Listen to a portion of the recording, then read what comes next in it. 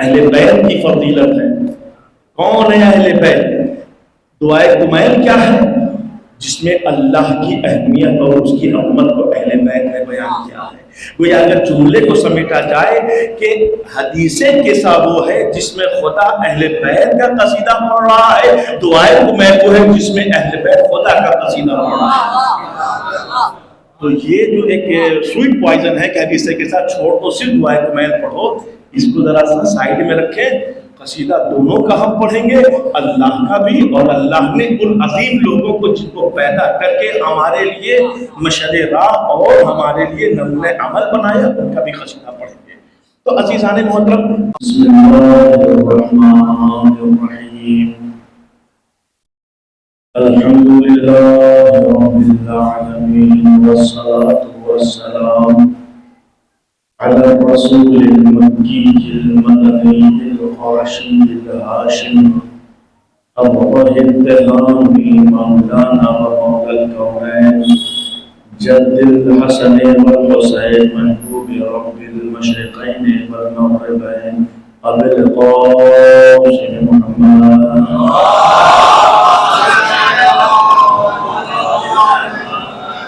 وعلى أهل بيته الطيبين الطاهرين المعصومين المظلومين المنتخبين المنتجبين وأولي الميامين الذين أذهب الله عنهم الرجس وطهرهم تطهيرا.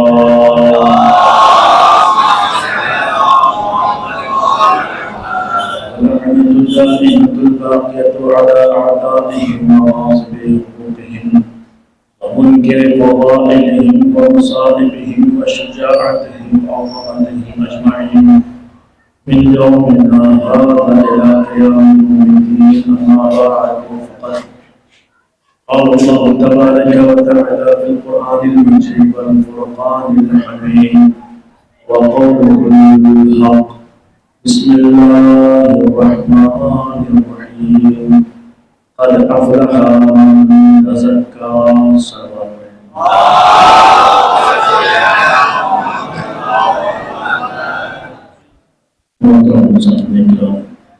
قبل اس کی معرفہ پیش کیا جائے، گزارش ہے کہ ہم اخلاص کی تلاوت فرما کر سید ممتاز علی، سید واجد حسین، سید جمشید حسین ابن سید کعب حسین مرحومین کے اخلاق کو ارشاد.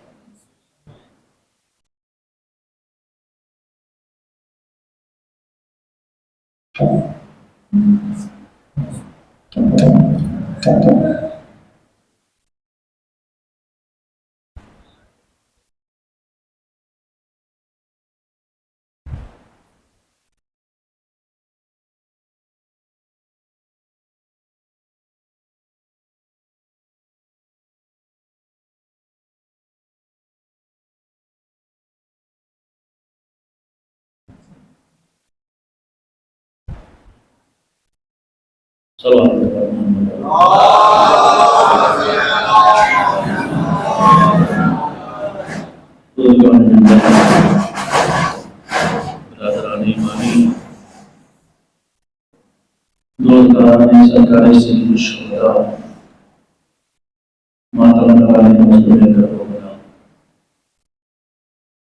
ہم سے مجالس کی یہ آج تیسری نشست ہے. قرآن کو توکل اور تیمم بنانے، اسباب فلاح و بہبود. پہلے دن میں یہ کہا تھا کہ اسباب یعنی علل، وجود، سبب، طریقہ، راستہ، اصول. کئی الفاظ آپ لے سکتے ہیں. اصول کامیابی وہ راستے کہ جو ہمیں نفع پہنچاتے ہیں، اور وہ راستے جس میں ہمیں ضیاع اور خسارہ دکھتا ہے، اس سے بچنا. تمہید میں نے عرض کیا تھا اب تک کی مجلس میں مختصر وقت میں تھوڑی بات تاکہ ایک ربط رہے ساری گفتگو میں، کہ انسان کا وجود ہے بچپنے سے لے کر بڑھاپے تک. یہ سود و زیان کا جو چکر ہے وہ ہر عمر میں شامل حال ہے. بچہ ہو تو بھی اپنے فائدے کی چیز تلاش کرتا ہے اور ان چیزوں سے بچنے کی کوشش کرتا ہے جو اس کے لیے نقصان دہ ہے. یہ اور بات ہے کہ وہ اپنی درد اپنی فکر کے مطابق خسارہ کو فائدہ سمجھ رہا ہوتا ہے. یہ گفتگو ہو چکی ہے. گفتگو ایک مرحلہ یہاں پر آیا تھا کہ جب ہم کامیابی چاہیں گے تو کامیابی دنیاوی امور میں بھی چاہیے ہمیں، اخروی امور میں بھی چاہیے. اس میں جب ہم دنیاوی امور کی کامیابی تلاش کریں یا دینی یا اخروی امور کی کامیابی تلاش کریں، اسباب تلاش کریں، تو سب سے پہلی منزل یہ ہے کہ ہم ایک برحق دین تلاش کریں اور برحق مذہب تلاش کریں. دو موضوع پر گفتگو ہو چکی، دین برحق پر پہلی مجلس میں، اور دوسری مجلس میں مذہب حق کا کیا ہے، کون ہے، اس کی کچھ دلیلیں میں نے پیش کی تھی. کچھ باتیں رہ گئی تھیں، اس کو دہراتا چلوں. اور تمہید کے طور پر وہ باتیں جو کل کی تھی، میں نے کہا تھا کہ ہم تشخیص دین میں، انتخاب دین میں، دین کے چناؤ میں، دین کو اختیار کرنے میں الحمدللہ کامیاب ہیں. کیوں؟ قرآن کی روح سے بھی آیت تھی ان الدین عند اللہ الاسلام، عقل کے اعتبار سے بھی کیونکہ ہمارے یہاں اسلام میں بے ہوشی کا کوئی امکان نہیں ہے. اللہ نے عقل دی ہے اور اس پر عمل کرنے کا حکم دیا ہے. بے ہوش وہ ہوتے ہیں جو نشے کی حالت میں ہوتے ہیں. اسلام نے نشے کو حرام قرار دیا ہے. لیکن ایک جملہ یہاں پر کہوں گا، نشہ صرف شراب میں نہیں ہے. اگر نشہ حرام دولت سے بھی ہو رہا ہے تو وہ بھی حرام ہے. اگر نشہ غیبت کا ہے تو وہ بھی حرام ہے. اگر نشہ حسد کا ہے تو وہ بھی حرام ہے. اگر نشہ چغلخوری کا ہے تو بھی وہ حرام ہے. اگر نشہ استہزاء کا ہے، دیکھیں مزاح اور استہزاء دو لفظ ہیں.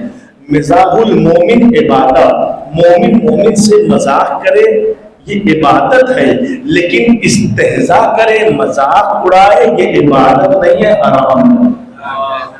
یہ مزاح اور استہزاء کا فرق سمجھے. ہمارا دین جو ہے، جس کے ہم فالوورز ہیں، جس پہ ہم چل رہے ہیں، الحمدللہ اس نے چھوٹی چیزوں پر ہمیں توجہ دلایا ہے اور بتایا ہے کہ کیسے اپنی اس دنیاوی زندگی کو کامیاب کریں اور کیسے ہم اپنی اخروی زندگی کو کامیاب کریں. انشاءاللہ یہ اگلی مجلس میں بات ہوگی. ممکن ہے آج کچھ پہلو پر بات ہو، لیکن دین کا مرحلہ مکمل.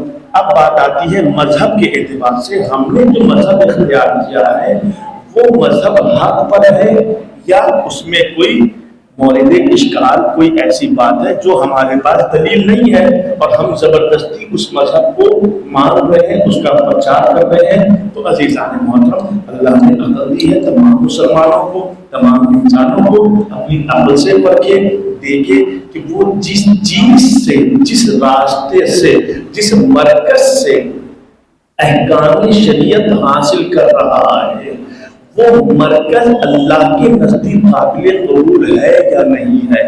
اب کیسے پتا چلے وہ مرکز؟ کیونکہ ہم پیدا ہی اس لیے ہوئے ہیں کہ اس کی عبادت کریں، اور عبادت کرنے کے لیے سب سے بڑی چیز ہے احکام شرعی کو جاننا. اور احکام شرعی جاننے کے جو مراکز ہیں، مرکز ہیں، کل کی گفتگو میں نے کہا 5 مرکز ہیں پورے امت مسلمہ میں. مسلمانوں کے جتنے بھی فرقے ہیں ان میں 5 مرکز ہیں جن کے ذریعے ہم فقہ حاصل کرتے ہیں، دینیات حاصل کرتے ہیں، احکام شرعی حاصل کر سکتے ہیں. حلال اور حرام میں تمیز کرنے کے لیے، واجب اور مستحب میں فرق پیدا کرنے کے لیے، مکروہ اور حرام میں فرق پیدا کرنے کے لیے کسی نہ کسی ایک مرکز سے ہمیں اٹیچ ہونا پڑے گا، مربوط ہونا پڑے گا. اب اسی مرکز کو ہم مذہب کہتے ہیں. اسی مرکز کو ہم مذہب کہتے ہیں. یعنی مذہب کا مطلب کیا ہے؟ آپ اکثر سنتا ہے مذہب کہتے ہیں چلنے کا راستہ. جس جگہ پر آپ چل رہے ہیں، آپ جب بارش ہوتی ہے تو کیا کرتے ہیں؟ جب چلتے ہیں تو سب سے پہلے اس راستے کو دیکھتے ہیں, جگہ کو دیکھتے ہیں جہاں پر خشکی ہو, کیچڑ نہ ہو, آپ اپنا قدم وہیں رکھتے ہیں اور بڑھتے چلے جاتے ہیں. عزیزان محترم, مذہب ہمیں کہاں لے جا رہا ہے؟ دین حق کے سائے میں اللہ تک لے جا رہا ہے. تو وہ چیزیں جو مذہب کے ذریعے ہمیں سمجھنا ہے وہ یہی سمجھنا ہے کہ کون سا عمل صحیح ہے, کون سا کیچڑ ہے, کون سا گناہ ہے, کون سا کیوڑا ہے. صلوات پڑھیں.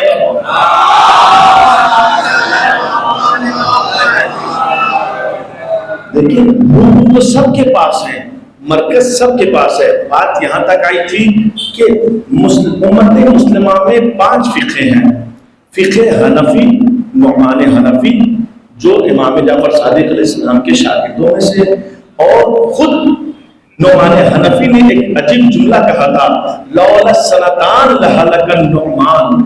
اگر وہ 2 سال جو میں نے امام جعفر صادق سے تعلیم حاصل کی ہے, اگر وہ 2 سال نہ ہوتے تو نعمان ہلاک ہو جاتا.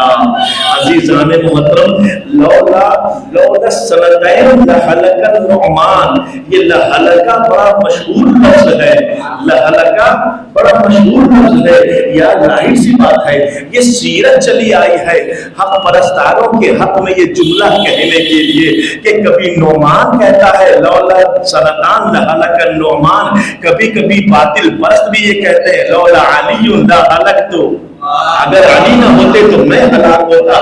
گویا اگر ہلاکت سے بچنے کا کوئی مرکز ہے تو وہ اہل بیت کا راستہ ہے, اور کوئی مرکز نہیں ہے, چاہے نعمان کا کلمہ ہو یا کسی انسان کا کلمہ ہو. ایک صلوات پڑھیں بر محمد.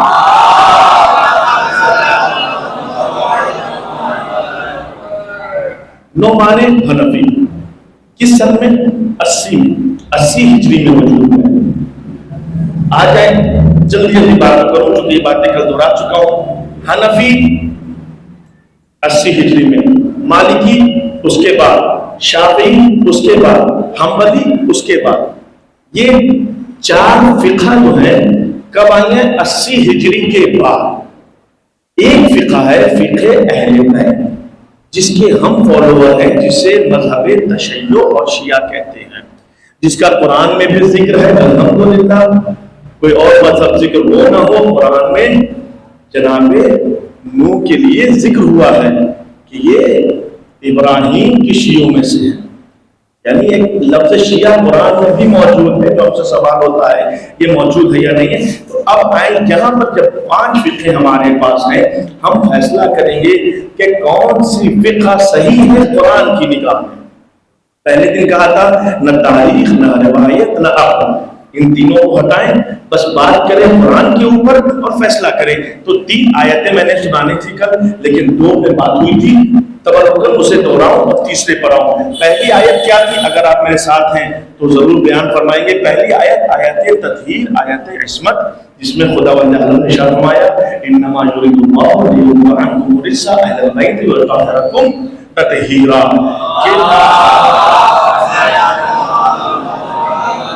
کہ اللہ کا ارادہ ہے کہ اہل بیت کو رجس سے دور رکھیں. یعنی کیا مطلب؟ اب ایک آیت یہ ہوئی کہ جو رجس سے دور ہو اللہ کے نزدیک وہ معتبر ہے, پاک ہے, معصوم ہے. تو اب ہمارے پاس 5 فقہ ہیں.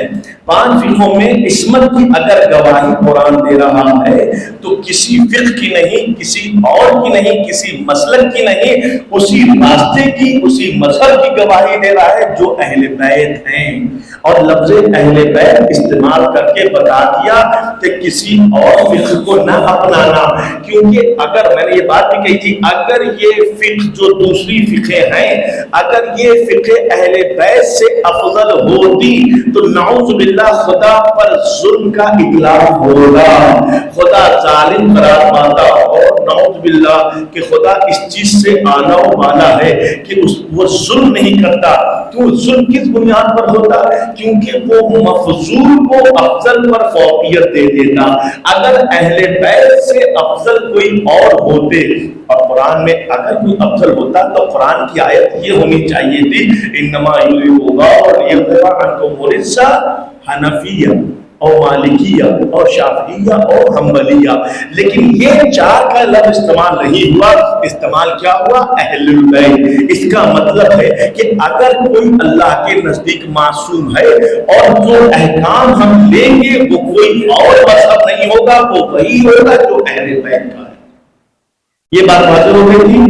دوسری آیت میں نے پیش کی تھی کہ وَالسَّابِقُونَ السَّابِقُونَ أُولَٰئِكَ الْمُقَرَّبُونَ، کہ جو سبقت حاصل کرنے والے ہیں وہی اللہ کے نزدیک مقرب ہے اور پسندیدہ ہے۔ وہ کون ہے؟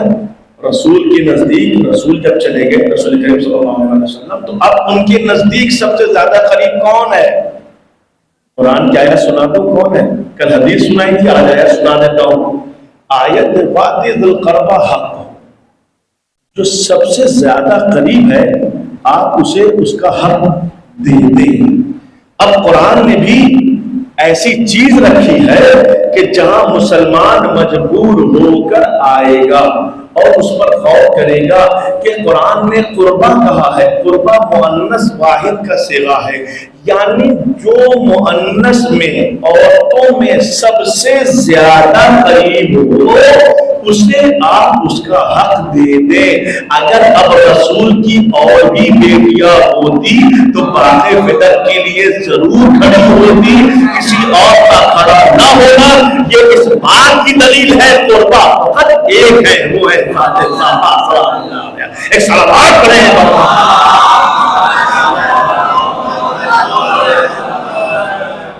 قربت کے اعتبار سے حضرت عائشہ کی روایت سنائی تھی کہ جو ہے وہ مردوں میں سب سے زیادہ پسندیدہ اور محبت جو کرتے تھے وہ کس سے کرتے تھے؟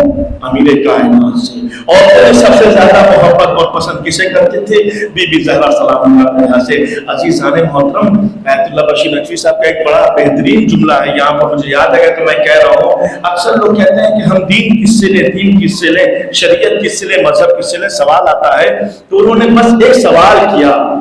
سنی علماء بیٹھے ہوئے تھے اور بڑی احترام کے ساتھ تقدس کے ساتھ ان کا استقبال کیا اور ایک جملہ کہا کہ صرف ایک سوال کا جواب دو، صرف یہ جواب دو مجھے کہ کیا وہ رسول جو آیا ہی ہے احکام شریعت پہنچانے، وہ رسول جو جس کا وجود ہی رحمت ہے، وہ رسول جس کا مقصد ہی یہ ہے کہ دین پہنچایا جائے، شریعت پہنچائی جائے، قرآن کی آیت کہہ رہی ہے قُوا أَنفُسَكُمْ وَأَهْلِيكُمْ، اپنے نفس کو بچاؤ پھر اپنے اہل کو، تو کیا ہمارے لیے صرف یہ حکم ہے یا رسول کے لیے بھی حکم ہے؟ عزیزان محترم، حکم ہمارے لیے بھی ہے، رسول کے لیے بھی ہے۔ تو کیا رسول نے جب خود کو گناہوں سے بچایا تو کیا اپنے اہل کو تلقین نہ کی ہوگی؟ کیا وہ احکام، وہ شریعت کی رول اور قانون جو جس پر ہمیں فالو کرنا ہے، عمل کرنا ہے، اہل بیت کو نہ دیا ہوگا؟ یعنی کوئی ایسا ممکن ہے کہ جس کے گھر سے دین چلا ہو گھر والے ہی دین نہ جانتے ہو؟ عزیزان محترم، یہ کیسے ہو سکتا ہے کہ سب کو رسول نے سکھا دیا، ان لوگوں کو جو 80 سال کے بعد آ رہے ہیں، 150 سال کے بعد آ رہے ہیں، 125 سال کے بعد آ رہے ہیں، لیکن ان کی فقہ کے مطابق نماز بھی پڑھنا ہے، روزہ بھی رکھنا ہے، حج بھی کرنا ہے، زکات بھی دینا ہے، خمس بھی دینا ہے، ساری چیزیں فقہ کے مطابق موجود ہیں۔ تو کیا رسول نے جو گھر میں پل رہے ہوں گے انہیں نماز کا حکم نہیں بتایا ہوگا، انہیں روزہ کا حکم نہیں بتایا ہوگا؟ اس کا مطلب یہی تو ہے، قرآن نے آیت دے دی ہے۔ ہم سے لوگ کہتے ہیں کہ قرآن میں نام نہیں ہے، قرآن میں نام نہیں ہے، اگر اتنے ہی قریب تھے تو نام دکھا دو۔ عزیزان محترم، قانون قرآن، ضابطۂ قرآن یہ ہے کہ وہ نام کم دیتا ہے، کردار زیادہ دیتا ہے، اور یہی مومنین کا امتحان ہے، کردار اپناؤ، نام والے خود ہی تمہیں اپنے قریب کر لیں گے۔ نام آ جائے پھر اس کے پیچھے جاؤ تو کون سا کمال ہے؟ عزیزان محترم، کردار دیا ہے قرآن نے، کردار اپناؤ، خود تمہیں تمہارا امام کہے گا یہ میرا شیعہ ہے۔ کردار دیا ہے قرآن نے، تو قرآن کردار دے رہا ہے کہ والسابقون السابقون اولئک المقربون، جو سبقت حاصل کرنے والے ہیں وہی اللہ کے نزدیک मुकर्रब है। अब यहाँ पर एक फजीलत का गोशा दूं, फिर तीसरी आयत पढ़ो। आप कहेंगे कि बात वहीं पे रुकी हुई है, लेकिन नहीं, क्योंकि कुछ बातें मिंबर की अता होती हैं और जब आती हैं तो मैं उसको वाजिब समझता हूं कि पहुंचाऊं आप तक। आयत है ना, सबकत हासिल करने वाले अल्लाह के नजदीक मुकर्रब है। सूरह दहर मुकम्मल आपके जहन में है कि जो रोटियां दी सबने अपने सामने से, वही कई मिस्किन और यतीमों वासीरा, सबने रोटियां दी अपने सामने से। 5 रोटियां बनी थी, उसमें रसूल शामिल नहीं थे, ये भी ध्यान रखिएगा, रसूल शामिल नहीं है। 5 रोटियां बनी हैं, रसूल शामिल नहीं है उसमें। और जब मिस्कीन यतीम असीर आता है, वो सारी रोटियां वो दे देते हैं। 1 दिन 2 दिन 3 दिन रोजा रखा, तीनों दिन सबने दे दिया और फिर खुद पानी से रोजा खोला। फजीलत का गोशा तलाश करें इसमें अज़ीज़ान मोहतरम। कुरान जब पढ़ते हैं ना तो कभी कभी तर्जुमा भी पढ़ें, कसम से कभी आप तर्जुमा पढ़ें, आपको महसूस होगा कि मैं कुरान पढ़ रहा हूँ या मनाक़िब अहले बैत पढ़ रहा हूँ। जो है ना, कभी तर्जुमा तो पढ़े, कुरान पढ़ रहा हूँ या मनाक़िब अहले बैत। शब जुमा आप हदीस के साथ भी पढ़ते हैं ना, दुआए कुमैल भी पढ़ते हैं, लेकिन कभी तर्जुमा पढ़ें, तर्जुमा का अपना लुत्फ है। कभी तवज्जो टाइम दे, थोड़ा इस पे भी टाइम दे, क्योंकि जरूरी है। अरबी हर एक के बस की बात नहीं समझ पाते, लेकिन तर्जुमा से कम करीब तो हो जाएंगे। हदीस किस्सा पढ़ते चले आए हैं। हदीस किस्सा में क्या है? अहले बैत की फजीलत है। कौन है अहले बैत? दुआए कुमैल क्या है? जिसमें अल्लाह की अहमियत और उसकी अम्मत को अहले बैत ने बयान किया है। वो अगर जुमले को समेटा जाए कि हदीसे किस्सा वो है जिसमें खुदा अहले बैत का कसीदा पढ़ रहा है, दुआए कुमैल जो है जिसमें अहले बैत खुदा का कसीदा पढ़ रहा है। तो ये जो एक स्वीट पॉइजन है कि हदीसे के साथ छोड़ दो, सिर्फ दुआए कुमैल पढ़ो, इसको जरा सा साइड में रखें। कसीदा दोनों का हम पढ़ेंगे, अल्लाह का भी, और अल्लाह ने उन अजीम लोगों को जिनको पैदा करके हमारे लिए मशअले राह और हमारे लिए नमूने अमल बनाया, उनका भी कसीदा पढ़ेंगे। तो अजीज़ान मोहतरम, बात क्या थी? सबकत के ऊपर। सबकत हासिल करना ये हुक्म कुरान के नजदीक क्या है? मुकर्रब बारगाह इलाही का सबब बनता है। अगर सबकत हासिल की जाए, सवाल किया जाता है कि ये तो अक्ल कहती है, ये तो अक्ल कहती है कि अगर एक साइल आया था, कभी मिस्कीन की शक्ल में, कभी असीर की शक्ल में, कभी यतीम की शक्ल में, 5 रोटियां थी, उसकी हाजत कितनी थी? एक बंदा था, 1 रोटी दे देते, हाजत पूरी हो जाती। 2 दे देते, बाकी 3 से आपस में शेयर करके मिल बांट के खा लेते। ये पांचों के पांचों ने रोटी क्यों दी थी? और सिर्फ एक दिन नहीं, दूसरे दिन भी, तीसरे दिन भी। क्या नौज बिल्लाह ये अक्ल का अमल अहले बैत को नौज बिल्लाह नहीं पता था? अजीज़ान मोहतरम, यही तो बताना चाह रहा है किरदार अहले बैत कि जहां पर तुम्हारी अक्ल की इंतहा होती है, वहां से अहले बैत की अक्ल की इब्तिदा होती है, वहां से इब्तिदा होती है। ये भी बताया कि कोई भी किरदार अहले बैत ऐसा नहीं है कि जो कुरान के खिलाफ हो, बल्कि किरदार अहले बैत जो है, जो मतलूब कुरान और मकसूद कुरान, हुक्म कुरान और जो कुरान ने हमसे तलब किया है, उससे बढ़कर है। बल्कि अहले बैत वो है जिनका किरदार कुरान की आयत बनती है, जिनका अमल कुरान की आयत बनती है। और खुदा की कसम, अगर अहले बैत में ये 5 रोटियां न दी होती तो कुरान की वो एक आयत तफसीर की मोहताज रह जाती, और ता क़यामत उसे तफसीर न मिलती। वो तफसीर, वो किस आयत की तफसीर थी? कुरान कह रहा है कि वस्साबिकून साबिकून उलाइकल मुक़र्रबून, एक आयत कि वो लोग जो सबकत हासिल करते हैं अपने अमल में, अल्लाह के नजदीक सबसे मुक़र्रब है।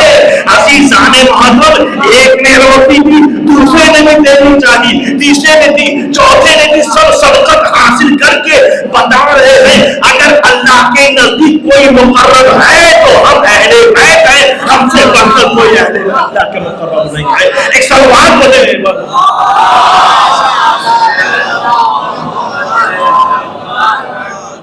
और दूसरी आयत की तफसीर न मिलती।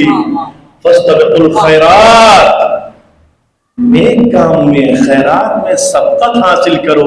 یہ کردار اہل بیت ہے جو قرآن کی آیتوں کو تفسیر دے رہا ہے.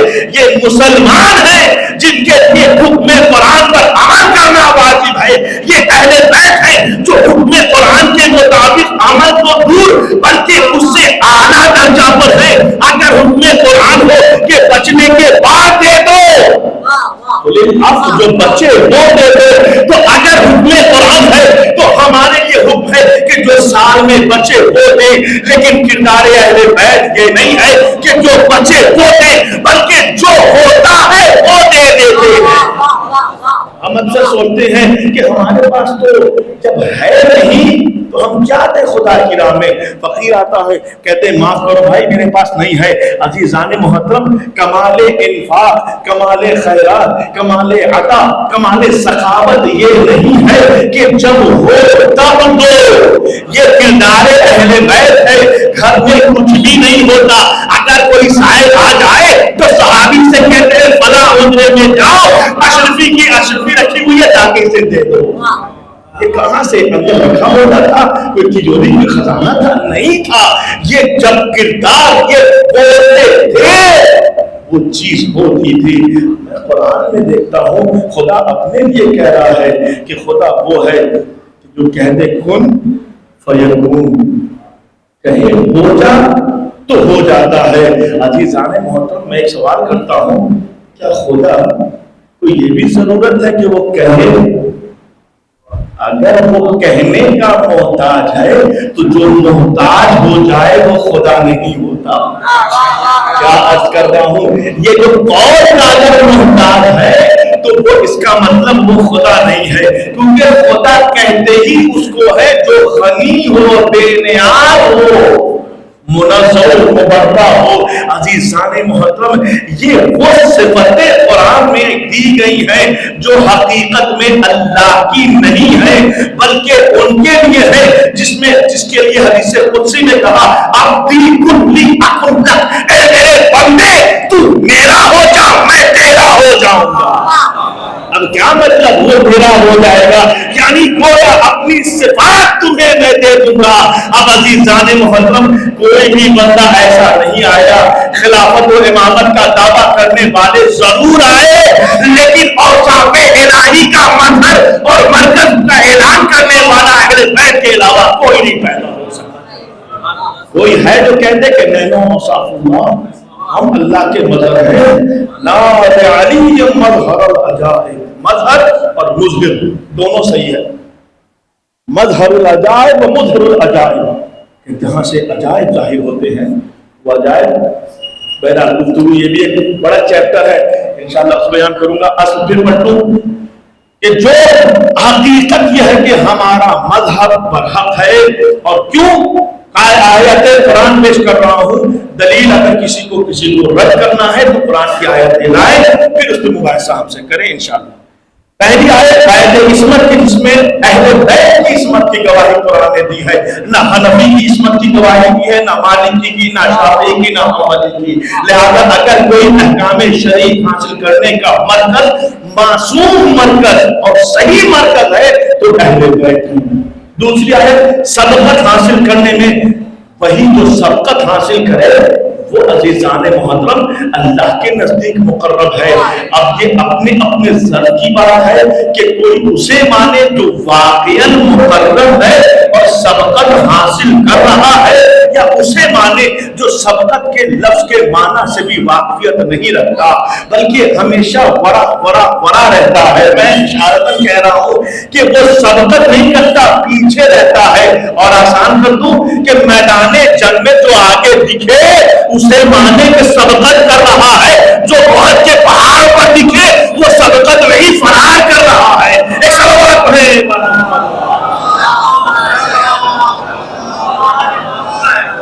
سبقت ویسے ہوتی ہے, کردار سے بھی ہوتی ہے, عمل سے ہوتی ہے, ہر اعتبار سے اہل بیت وہ ہیں جنہوں نے سبقت حاصل کی ہے. تیسری آیت آ جائیں, بسم اللہ الرحمن الرحیم. وَفَضَّلَ اللَّهُ الْمُجَاهِدِينَ عَلَى الْقَاعِدِينَ. میرے جوانوں یہ تین آیتیں آپ حفظ کر جائیں.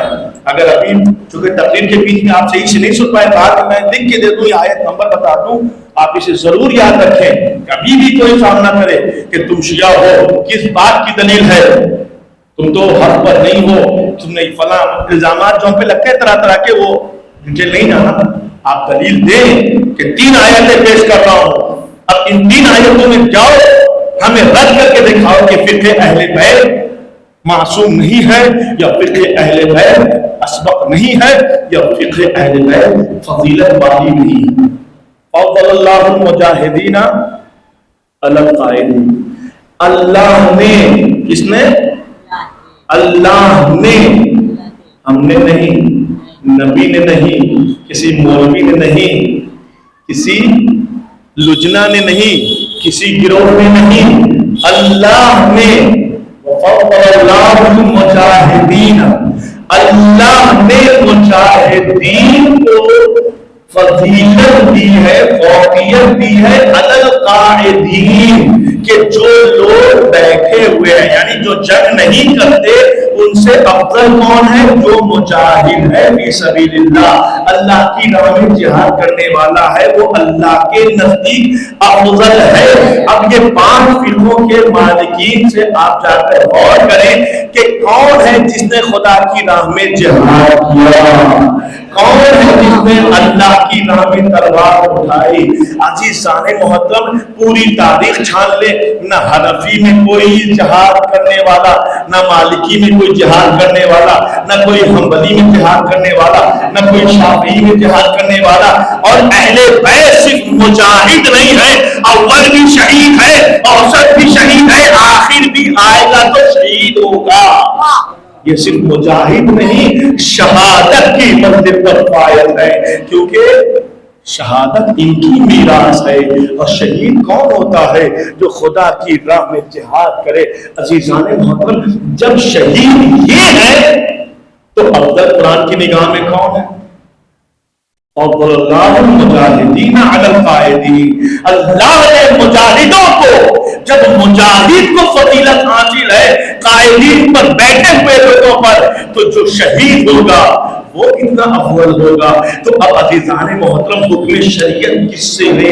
آیت عصمت و طہارت، آیت ثبت، آیت فضیلت، 3 آیتیں ایسی ہیں کہ جس سے یہ ثابت ہوتا ہے کہ اگر حکم شریعت لینا ہے، نماز کو صحیح طریقے سے لینا ہے، روزے کو صحیح طریقے سے لینا ہے، حج و خرم و زکات و امر بالمعروف و نہی عن المنکر کو صحیح طریقے سے لینا ہے، تو کوئی اور مرکز نہیں ہے، یا قرآن کی طرف جاؤ، جملے کو پلٹ دو، یا قرآن سامد کی طرف جاؤ، یا قرآن ناطق کی طرف جاؤ۔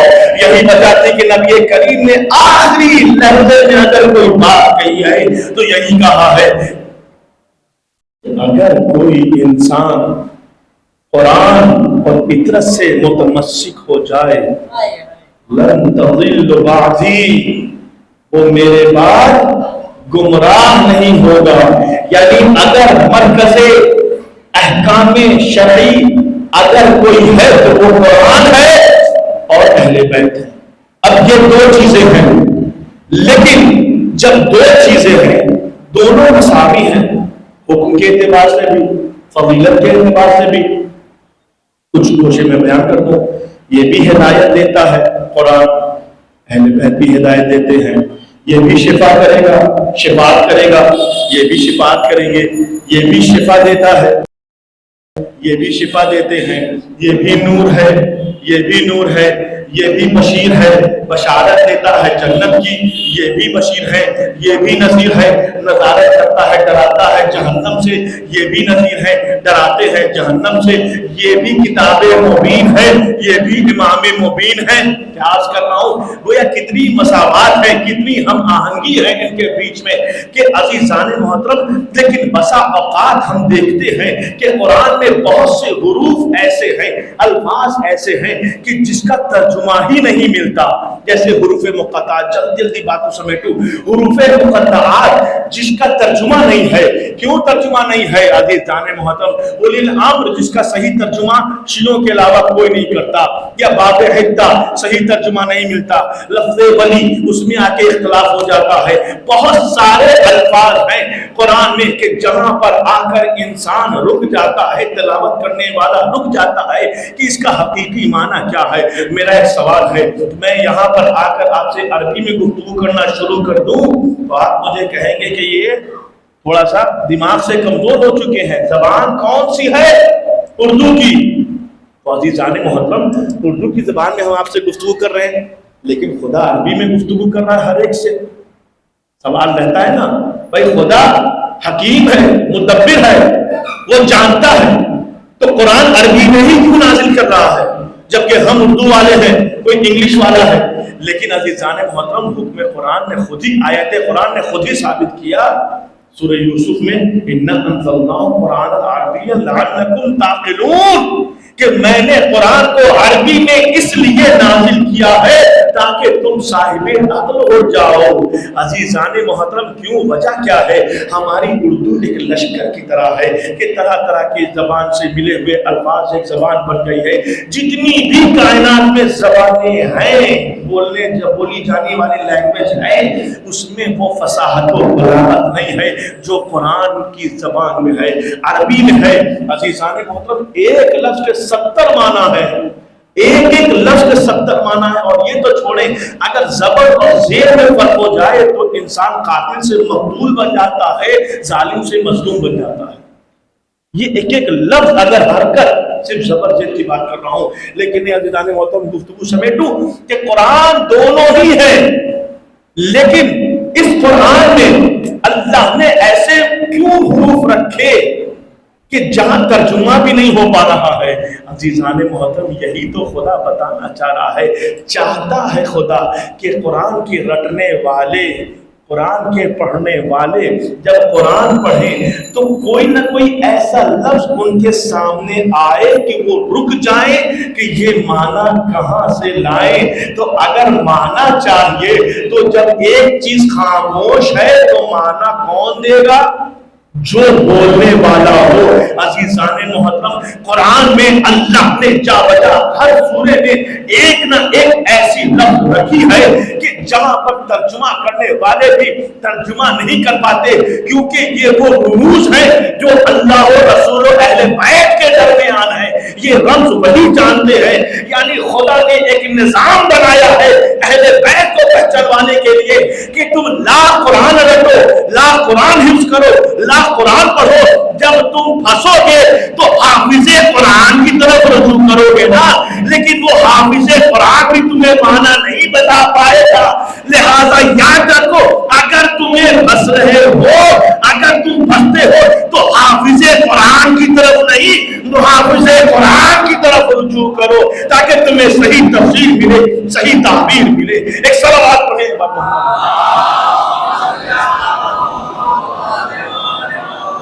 صحیح تفسیر اور صحیح تعبیر کہاں سے ملے گی؟ قرآن سے یا قرآن ناطق سے. امیر کائنات کا ایک عجیب جملہ ہے اور اس کا مس یوز بھی ہوتا ہے. جب سمجھ میں نہ آئے نا فصاحت و بلاغت تو حدیثوں کا بڑا مس یوز ہوتا ہے. ایک حدیث سنا رہا ہوں، مولا فرماتے ہیں ہذا کتاب صامت، یہ کتاب اللہ کی خاموش ہے، اس سے حکم الہی نہ لو. عربی کی جو عبارت ہے ظاہری ترجمہ کریں تو یہی ہوتا ہے کہ اس سے حکم الہی نہ لو. انا قرآن الناطق، مجھ سے حکم. یہ کیا ہوتا ہے؟ یہ وہ مشکل ہے کہ جو صرف عربی کے ترجمے پر اکتفا کرتے ہیں اور آ کر مولویوں سے بھی بحث کرتے ہیں کہ مولانا ترجمہ میں تو یہ لکھا ہوا ہے، ترجمے کے ذمہ دار ہم نہیں ہیں. اگر کوئی عبارت، کوئی ایسی حدیث جس میں آپ کا ذہن کام نہیں کر رہا ہے، اردو کا ترجمہ ہمارے پاس نہ لائیں، عربی عبارت لائیں، تاکہ صرف ترجمہ نہیں ہوتا کلام امام میں، کیونکہ امام کا کلام کلاموں کا امام ہوتا ہے. تو اگر امام کہہ رہے ہیں تو صرف اس ظاہری کلام پر نہ جاؤ، اس کی فصاحت و بلاغت پر جاؤ کہ کون سی ایسی باریکی رکھی ہے قرآن میں، اس حدیث میں، کہ جس کی بنیاد پر ہم صحیح معنی اس حدیث کو سمجھ سکتے ہیں. بہت سی حدیثیں کنفیوز کرنے والی ہوتی ہیں، ہم ظاہری ترجمہ پہ چلے جاتے. نہیں، حدیث یہ ہے اصل میں، یہ حکم قرآن، یہ قرآن ثابت ہے، اس میں احکام الہی ہیں، لیکن احکام الہی کو کسی اور سے نہ لو، کسی سے اس کی تفسیر نہ کرواؤ، کسی سے بھی اس کی تعبیر نہ کرواؤ. کس سے لینا ہے؟ اہل بیت سے لو. ہم قرآن ناطق ہیں، ہم مفسر قرآن ہیں، ہم تعبیر قرآن کو جانتے ہیں، ہم جانتے ہیں کون سی آیت کہاں اتری ہے، ہم جانتے ہیں کہ کون سی خشکی میں اتری ہے، کون سے تر میں اتری ہے، کون سے مکی میں اتری ہے، کون سے مدینے میں اتری ہے، کون ناسخ ہے، کون منسوخ ہے، کون مشابہ ہے، کون محکم ہے. گویا میں جانتا ہوں، میں علی معبر قرآن ہوں. اس حدیث میں معبر کی لفظ لا کر امام نے یہ فیصلہ کر دیا کہ اگر قرآن سے حکم حاصل کرنا ہے تو کسی ایرے غیرے سے حکم نہ لینا. علی سے پڑھ کر معبر قرآن کوئی نہیں ہے کہ جہاں قرآن خاموش ہو جائے وہاں اہل بیت بولتے ہیں. ایک صلوات پڑھیں.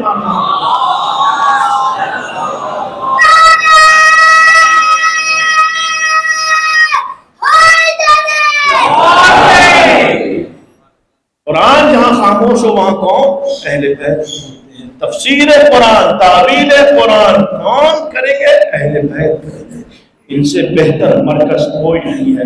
عزیزان محترم، لیکن اگر جو میں نے مساوات بیان کیے ہیں دونوں کی، تو یہ بھی فرق بتایا ہے عہدے میں. افضل و مفضول کی بات نہیں کر رہا ہوں، یہ ذہن میں رکھیے گا. پچھلے سال بھی میں نے بات کہی تھی، جب بھی قرآن و اہل بیت کی بات آئے تو قطعاً ہمارے مومنین یہ ذہن میں نہ لایا کریں کہ بات افضل و مفضول کی ہوتی ہے. کبھی بھی یہ بحث نہ کیا کریں کہ عزاداری افضل ہے یا نماز افضل ہے، مجلس افضل ہے یا ماتم افضل ہے یا نماز افضل ہے. ایسی بحث میں کبھی نہ الجھا کریں. عزیزان محترم، خطیب اکبر مرحوم بہت اچھا ایک جملہ کہہ کے جب ان سے پوچھا گیا کہ نماز افضل ہے یا مجلس افضل ہے، عزاداری افضل ہے، تو عزیزان محترم انہوں نے بڑا ایک پیارا جملہ کہا کہ یہ سوال ویسے ہی ہے کہ ایک گاڑی پورب سے آ رہی ہو اور ایک گاڑی پچھم سے آ رہی ہو، اور ہم یہ سوال کریں کہ اس میں پہلے کون جیتے گی، کون زیادہ، یعنی ایک طرف جب سواری ہوتی ہے، اگر ایک ہی جہت میں اگر دو گاڑی جا رہی ہو اور پوچھا جائے اس میں کمپٹیشن ہو تو کون پہلے جیتے گا؟ عزیزان محترم، کمپٹیشن کی بات تب آتی ہے جب آپ ایک ساتھ لا کر کھڑا کریں اور پھر لے جائیں. ایسا نہیں ہے عزاداری کو نہ نماز سے ٹکرائیں اور نہ ہی نماز کو عزاداری سے ٹکرائیں. یہ دونوں عبادتیں ہیں، بس فرق یہ ہے کہ نماز حکم بن کر ادھر سے لائی، ہم نے نماز پڑھی، عزاداری ہم نے کی ثواب بن کر ادھر چلا گیا.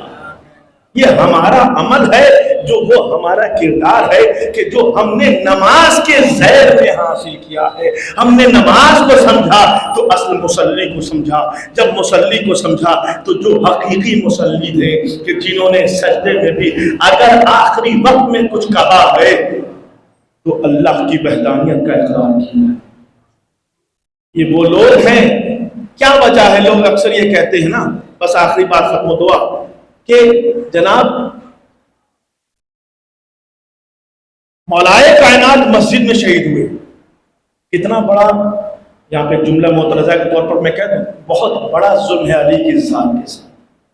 خدا کی قسم، علی کی ذات کے ساتھ اتنا بڑا ظلم ہے کہ جب وہ شہید ہوئے اور لوگوں کو معلوم ہوا کہ علی مسجد میں حالت نماز میں انہیں ضربت لگی ہے، تو کیا کہتے ہیں؟ کیا علی نماز بھی پڑھتے تھے؟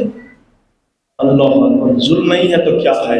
جو مومن کی نماز ہو، اس کے لیے کہا جائے یہ ظلم ہے اہل بیت کے ساتھ۔ عزیزان محترم، ہمیں سمجھنا پڑے گا،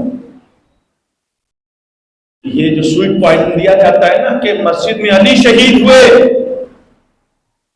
ہم نماز نہیں پڑھیں گے،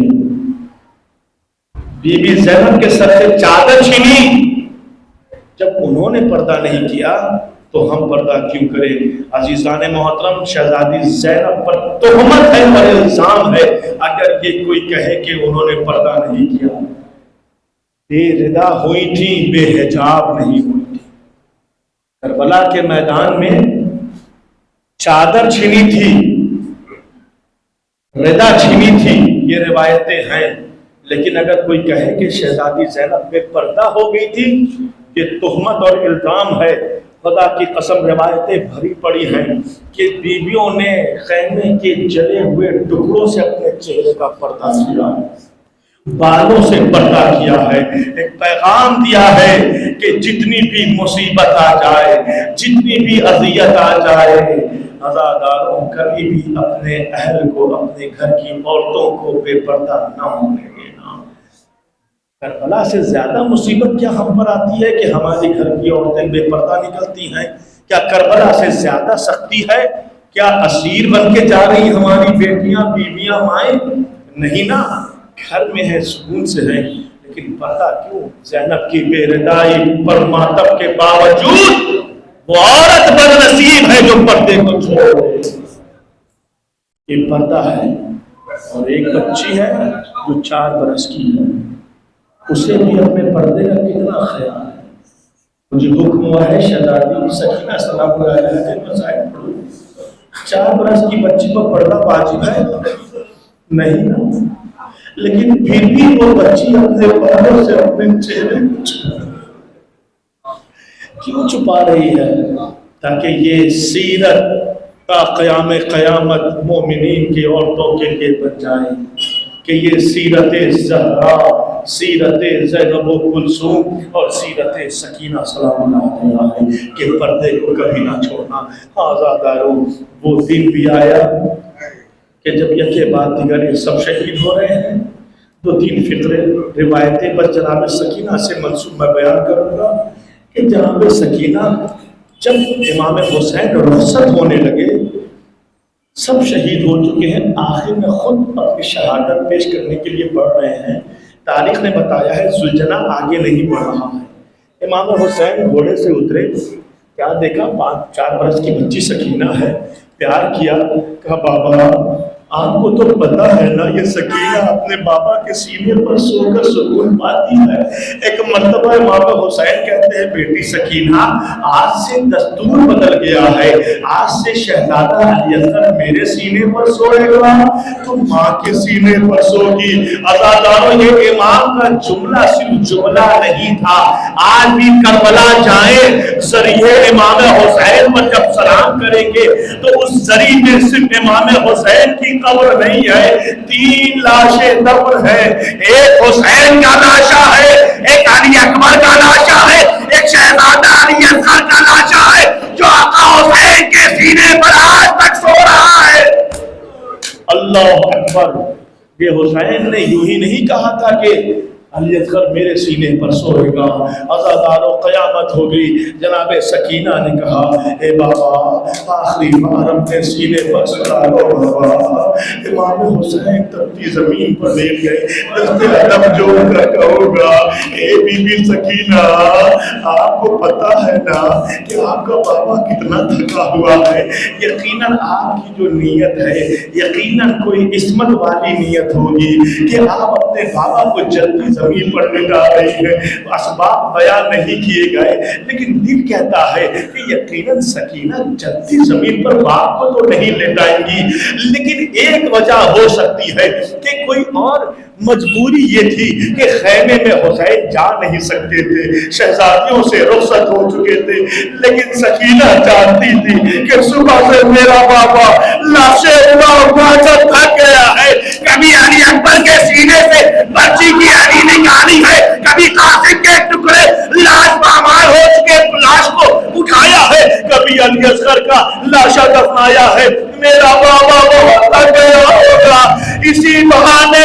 چند لہتے میرا بابا آرام کر لے، یہی نیت رہی ہوگی۔ آزادارو سکینہ حسین کے سینے پر ہے۔ ایک مرتبہ حسین کہتے ہیں اے بیٹی سکینہ اب کچھ ہی لمحے میں تو یتیمہ ہو جائے گی۔ جیسے ہی یہ لفظ سنا نا ایک مرتبہ آقا حسین سے یہ 4 برس کی بچی کہتی ہے اے بابا یہ یتیمی کیا چیز ہوتی ہے؟ امام حسین کہتے ہیں میں تمہیں بتاؤں گا نہیں یتیمی کا معنی کیا ہے، چندی لہتے گزرنے کو تمہیں پتا چل جائے گا یتیم کیا ہوتا ہے۔ آزادارو قیامت ہوئی، ادھر حسین کے سر و تن میں جدائی ہوئی، خیمے میں آگ لگی کہ سکینہ کے کانوں سے گوشوارے چینے، تماچے لگے۔ ایک مرتبہ فرات کی طرف رک کر کے کہا بابا سکینہ کو پتا چل گیا یتیمی کیا چیز ہوتی ہے۔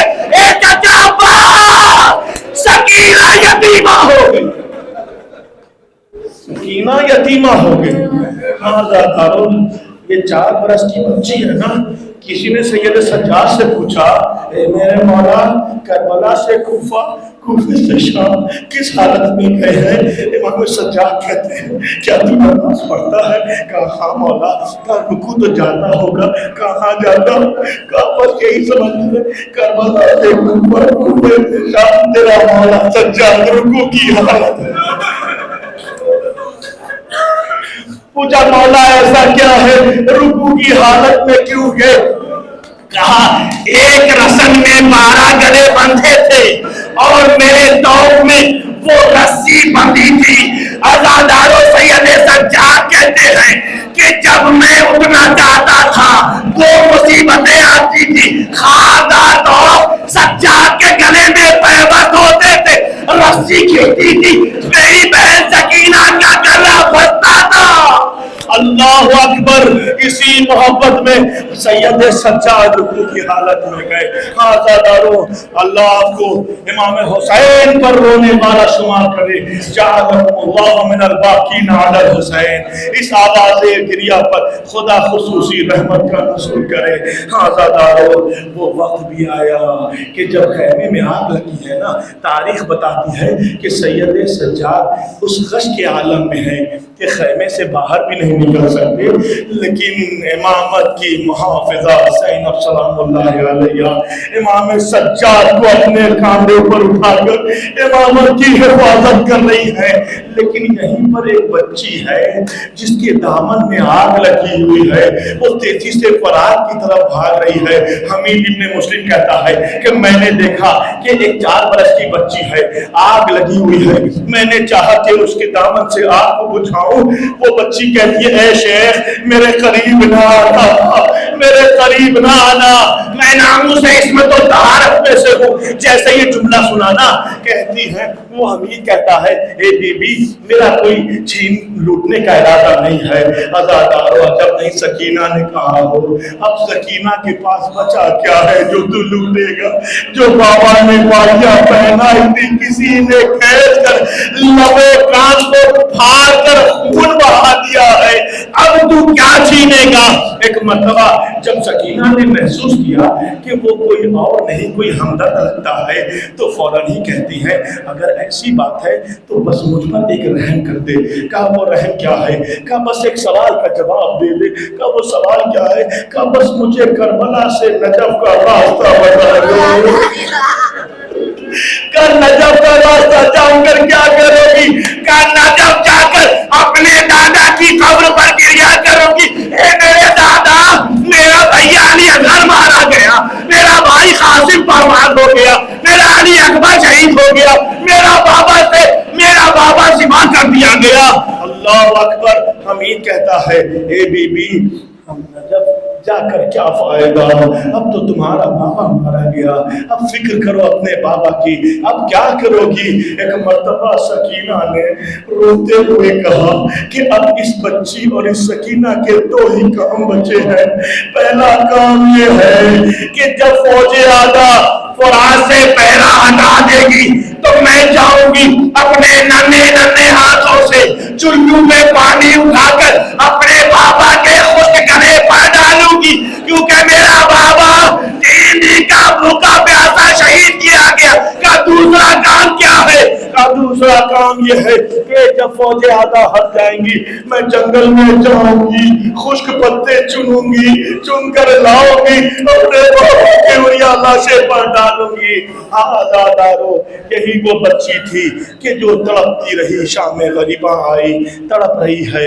ایک مرتبہ شہزادی زینب نکلتی ہے, سکینہ نظر نہیں آ رہی ہے, سکینہ نظر نہیں آ رہی ہے. اب جو دیکھا کہ ایک لاش بے سر ہے, اس پر یہ بیوی بچی 4 برس کی بچی لپٹ کر رو رہی ہے. امام جناب زینب نے اس بچی کو الگ کیا. الگ کرنے کے بعد کہا, تاریخ میں 2 روایتیں آتی ہیں. ایک روایت یہ کہتی ہے جیسے ہی جناب زینب سکینہ سکینہ سکینہ پکارتے پکارتے مقتل میں آئی نا, ایک مرتبہ وہ جسم جس میں سر بھی نہ تھا اس سے آواز بلند ہوئی, اے بہن زینب ذرا آہستہ بولو, میری بیٹی سکینہ باپ کے سینے پر سکون پا رہی ہے. اللہ اکبر. سکینہ کو اگر سکون ملتا تھا, بس آخری روایت, سکینہ کو اگر سکون ملتا تھا تو صرف حسین کے سینے پر یا حسین کے رخسار پر. یہی وجہ تھی جب زندان شام میں سکینہ نے خواب دیکھا کہ بابا آئے ہیں اور کہہ رہے سکینہ اب کچھ ہی دیر میں تم میرے پاس ہوگی. سکینہ خواب سے بیدار ہوئی, ایک مرتبہ دوڑتے ہوئے زندان کے دروازے پر جاتی ہے, کبھی اس دیوار پر جاتی ہے, کبھی اس دیوار پر جاتی ہے, کہتی ابھی میرا بابا یہاں آیا تھا, ابھی میرا بابا یہاں آیا تھا, مجھے اپنے بابا سے ملنا ہے. ایک مرتبہ جیسے ہی رونا شروع کیا, یہ جب آہو بکا, یہ فریاد دربار یزید میں آواز پہنچی ہے. اس نے کہا یہ کون بچی ہے جو رو رہی ہے؟ کہا حسین کی بیٹی سکینہ ہے جو اپنے باپ کے لیے رو رہی ہے. کہا ٹھیک ہے, لے جاؤ سر حسین کو سکینہ کو دے دو. اللہ اکبر. قیامت ہو گئی. تاریخ عربی میں 2 لفظ ہیں, ایک ہے وضع یعنی رکھنا اور ایک ہے طرح یعنی پھینکنا. عجیب منزل. آپ سمجھ گئے, خدا کی آوازیں گری پر رحمتوں کا نزول کرے. سر حسین آیا, وضع کی منزل پر نہیں ہے, سکینہ کے پاس تخت میں رکھا نہیں گیا. حسین حسین کے سر کو آغوش سکینہ میں پھینکا گیا. جیسے ہی سکینہ نے سر حسین دیکھا, ایک مرتبہ کہتی ہے ارے میرے بابا یہ بے شادی کا زخم کیسا ہے, اے میرے بابا یہ ہونٹ پر زخم کیسے ہے, اے میرے بابا یہ آنکھوں سے خون کیسا جاری ہے. سکینہ نے ایک مرتبہ سر حسین کو گلے سے لپٹا لیا. واہ حسینہ, واہ حسینہ کہنا شروع کیا. کہتے کہتے ایک مرتبہ آواز بند ہو گئی. سید سجاد نے شانہ ہلایا, پوری اماں انا للہ و انا الیہ.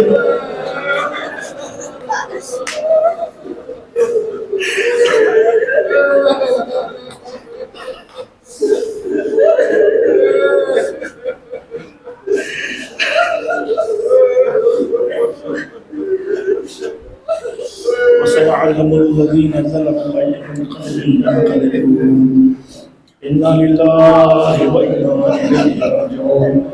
رضا بقضائه وتسليما لأمره.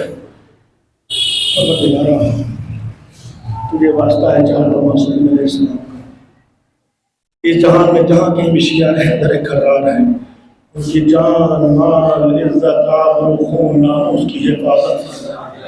پروردگارہ ہم اس کائنات سے اٹھیں تو محبت اہل بیت کے ساتھ اور بغض دشمنان اہل بیت کے ساتھ اٹھیں. پروردگارہ ہم دین برحق اور مذہب برحق پر اس کائنات سے اٹھیں. پروردگارہ ہم سب کے گناہ کبیرہ و صغیرہ کو معاف فرما. ہمارے سب مرحومین کے گناہ کبیرہ و صغیرہ کو معاف فرما. ان کے درجات کو بلند فرما. جن لوگوں نے بالخصوص آپ سے اور بالاخص مجھ سے منبر پر دعا کرنے کی گزارش کی ہے, پروردگارہ ان تمام مومنین کی فرداً فرداً حوائج شریعہ کو قبول فرما. منتقم خون حسینی ہمارے وقت کے امام زمانہ کہ ظہور میں تعجیل فرما، ہم لوگوں کو حضرت کے آقا و صاحب شمار فرما۔